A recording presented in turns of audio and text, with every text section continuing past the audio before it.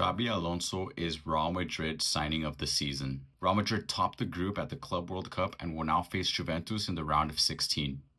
This is the third game of the season, and this is already the third formation and the third tactical approach that Xabi Alonso uses for this Real Madrid squad.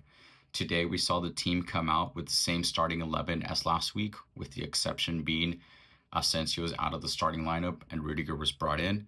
We saw the team transition into a 3-5-2 formation, which is something that we've talked about in this channel before. Apart from the formation, the tactical approach was also different. We saw a very high pressure system in which Vini and Gonzalo Garcia were pressuring higher up the pitch, along with Jude Bellingham and even Valverde. We saw Fran Garcia on the left-hand side acting as a left mid. We saw Trent Alexander-Arnold acting as the right mid, and we saw the clear three-back line with Tchouaméni, Rudiger, and Dean Huijsen.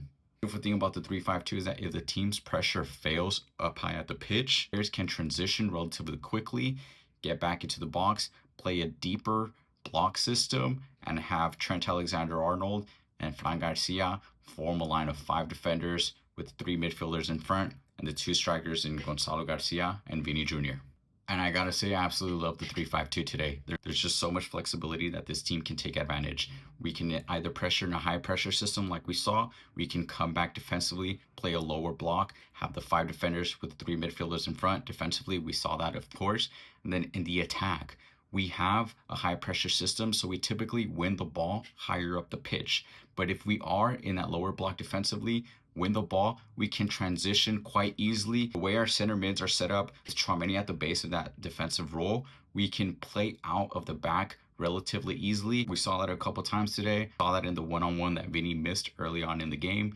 We saw that in the goal. We saw that in a couple other opportunities that the team had.